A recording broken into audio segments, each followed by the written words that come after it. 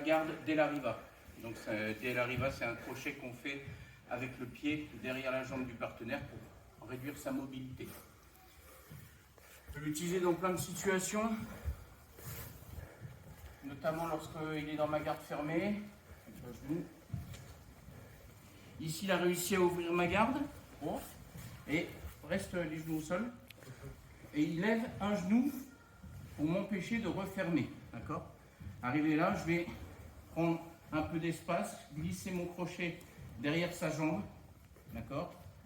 Derrière sa cuisse, ce qui fait que je réduis sa mobilité de cette jambe. Et je tiens ses manches, et éventuellement, je travaille sur cette jambe-là. Il y a un renversement assez facile à faire, qui est de pousser sur sa jambe en allongeant son bras, pour ensuite relever. On retravaillera dessus prochainement. On peut avoir aussi, la Della Riva, la personne se lève, ouvre ma garde, et qu'est-ce qui se passe? Il a une jambe devant l'autre. Encore une fois, on l'avait expliqué la dernière fois, pour la stabilité, il met une jambe devant l'autre. Je n'ai pas lâché mes grippes. Vous voyez que cette jambe qui était là, elle va venir derrière et le pied va se mettre en crochet derrière sa cuisse. Et je relève les orteils, je les mets bien vers le haut. Si mon pied est relâché comme ça, il n'y a aucun effet de crochet. Ici, je le garde avec moi, d'accord? Je le garde avec moi, pas uniquement avec ce crochet, hein. Si j'ai pas ça, il recule, il fait ce qu'il veut. Donc j'ai ça, plus le crochet. Et j'ai un travail aussi au niveau de la hanche pour l'empêcher de se rapprocher trop et me mettre la pression. Donc le premier renversement, pour info, on peut faire aussi le renversement que je vous ai montré avant, depuis cette position debout. Je peux créer le déséquilibre et le faire chuter. Mais ce n'est pas le propos de ce soir, on y reviendra aussi une prochaine fois. Donc ici je suis là. Renversement qu'on va faire ce soir, je vais créer un déséquilibre en travaillant sur cette jambe. Je vais la reculer. Et une fois que sa jambe aura reculé, je vais profiter de la dynamique pour tirer sur cette manche et me mettre assis. J'ai retiré mon crochet derrière sa jambe, mais je n'ai pas retiré celui-là. Pourquoi? Pour l'empêcher d'avancer sa jambe. Si je fais l'inverse, il se met là et il me met la pression. D'accord? Donc, cette jambe est primordiale, je dois la garder sur sa cuisse. Donc, j'ai reculé sa jambe, je profite de la dynamique.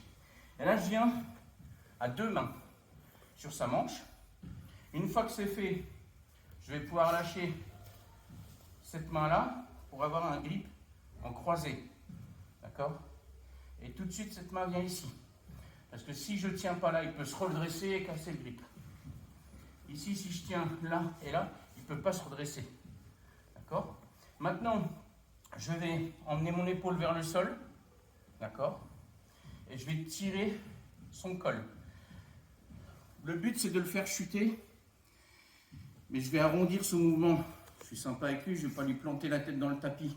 Je vais bien arrondir son mouvement, donc bien tirer le col pour que ça lui fasse faire une roulade. D'accord? Parce que si je fais juste ça, vous voyez comment il tombe en plein sur l'épaule. Pas très sympa. Quand on est avec les potes d'entraînement, il y a un risque de blessure. Ce que je peux faire avec mes potes d'entraînement, c'est bien tirer sur le col. Vous voyez, il roule. Je lâche pas ça. Je me relève sur lui. Pression avec le ventre sur la cuisse. Là, le crossface. Et je passe ici. Une fois que vous avez mis la pression sur le ventre, sur la cuisse avec votre ventre, vos hanches ne se relèvent plus. C'est juste vos jambes qui travaillent pour contourner les siennes. Elles sont bloquées, ces jambes. Elles se retrouvent comme ça. Il ne peut rien faire. Vous avez juste à contourner ses jambes. D'accord? Donc on est ici. Je peux être aussi sur une position où il a les deux jambes au même niveau. Et là, je vais pousser pour créer l'opportunité de prendre la Della Riva. D'accord? Le genou, j'essaie toujours de le mettre vers le haut. Si j'ai le genou trop à l'extérieur, ça ne va pas. Là, rien qu'en poussant avec son genou sur le mien, là, je perds mon contrôle. Il faut que je garde le genou en l'air. Et si je pousse, je me relève et je viens chercher le double grip. Bien évidemment, le double grip, pourquoi? Parce que si je fais ça, que je lâche et que j'essaie d'attraper, c'est trop tard. Quand je me déplace dans le vide, si je tiens une corde et que je veux en attraper une autre, je lâche pas celle-là tant que j'ai pas tenu l'autre. Sinon, c'est la chute. Voilà, c'est pareil. Tant que j'ai pas ma nouvelle saisie, j'enlève pas l'ancienne. Et là, tout de suite là. Vous voyez que je suis derrière son creux du genou avec ma main, avec mon poignet, ce qui permet de le garder avec moi. Et là, je l'emmène bien avec le col, je rentre bien le coude et j'emmène bien son épaule vers le sol, l'arrondi de l'épaule, pas le côté de l'épaule. Là, j'ai pas lâché sa main. Pourquoi? Parce que sa cuisse, là, elle est emprisonnée. Il ne peut pas recomposer. Il ne peut pas poser son pied derrière pour me faire une langouste. D'accord? Crossface, ici, pour l'allonger. Regardez bien, je ne relâche pas mon bassin. Je contourne juste avec mon genou et je prends mon contrôle. Dernière fois. Ici, je déséquilibre, je mets mon Delariva, genou bien vers le haut. Là, c'est pareil, hein, je le déséquilibre, je le gêne, hein, d'accord?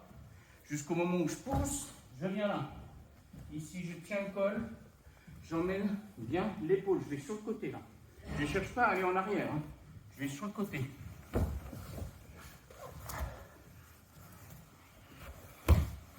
Ici, si je veux, ou ici, si je veux, peu importe. C'est bon?